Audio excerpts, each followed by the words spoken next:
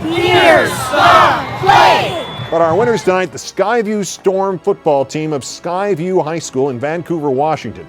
Did you know that if the ball hasn't crossed the line of scrimmage, the last-second blocked field goal attempt can still be a live ball?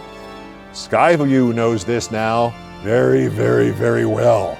On Friday night, Skyview and Wright was defending the last-second field goal attempt by their rivals, the Chieftains of Columbia River in purple. Skyview blocks the kick. Here it is. It's up, and it's no good. At which point the players race to the sideline to join their fans in celebrating their 24-22 victory, never noticing the ball is still alive. Columbia River realized the light bulbs go off, and they all remembered that you play until you hear a whistle. Columbia River 28, Skyview 24, and then they kicked the point just to make it worse, 29-24. Skyview was going to appeal, and then it turned out there were 3 separate videos of that last play. At about the same moment, it seems to have dawned on 2 Columbia River players, number 25, whose name we do not have on their roster, and number 14, quarterback Reese Keller, that the thing was not as over as it might have seemed. Touchdown Keller, Columbia River, it wins on a blocked field goal. This play put the EFOA on the map. Now, it was a map of things that start with the letter E, but it was a map nonetheless.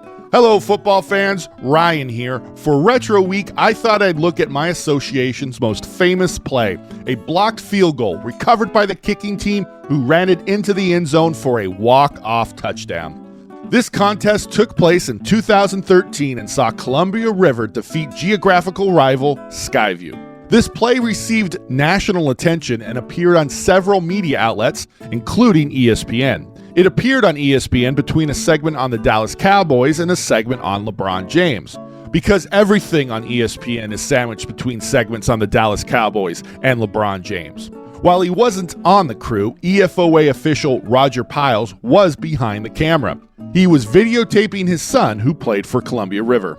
I got my camera set up, I don't know, somewhere the 5-yard line, 10-yard line. They're kicking from the 15, and as soon as the ball was kicked, you'd hear that it was blocked. It was blocked. Well, the kick wasn't blocked. It was kicked right in the back of the offensive lineman and dribbled back into the backfield, where Skyview players, converged on it, and the player actually fell on top of it. But because the kick wasn't complete, many people thought that the play was over. Skyview won, and just the elation you heard from the Skyview crowd was unbelievable. But then you started hearing rumblings on the Columbia River side of, well, pick the ball up, pick the ball up, pick the ball up. And of course, I'm rolling video on the whole thing. And sure enough, during that period of time, from the ball laying on the ground, River realizing they can pick it up and run it in, they grab the ball, they run it in. Of course, the crowd goes nuts, people rush the field. And, it was pretty exciting. It was one of those games right down to the wire that makes football fun. The play is loads of fun because it resulted in a team pulling a victory out of the maw of defeat. The play is pertinent, even a decade later, because of what it can teach officials, especially newer officials. At the time of the kick, I was in my 3rd season as an official. By the way, the white hat in the game was the first official I communicated with when I joined the EFOA, so we have him to blame for me becoming a football official. I'll be honest with you, in 2013, I thought the play was over as soon as the ball hit the ground. Just so everyone knows, I'll be honest with you is now my catchphrase. No one else on this channel can use the phrase, I'll be honest with you.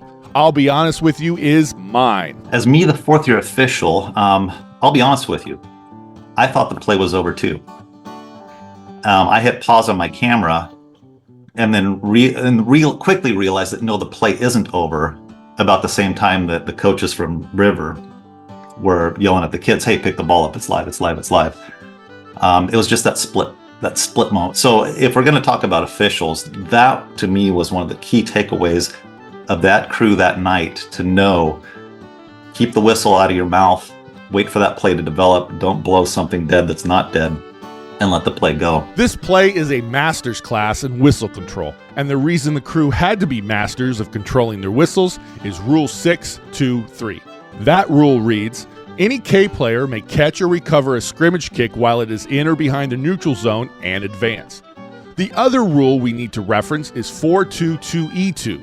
Sounds like the name of a droid from Star Wars. That rule reads, the ball becomes dead and the down is ended when any loose ball is on the ground motionless and no player attempts to secure possession. In 2013, after this play occurred, I remember whispers from Quidnock officials that the play should have been blown dead because of Rule 422E2. Now, in 2024, after learning a thing or two about officiating high school football, hey, why is everyone laughing?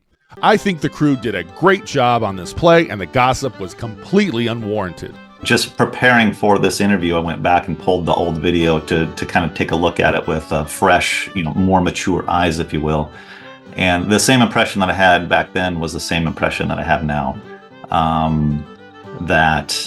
It was a play. The officials on the field did the right thing. They swallowed their whistles. They waited to see how things went.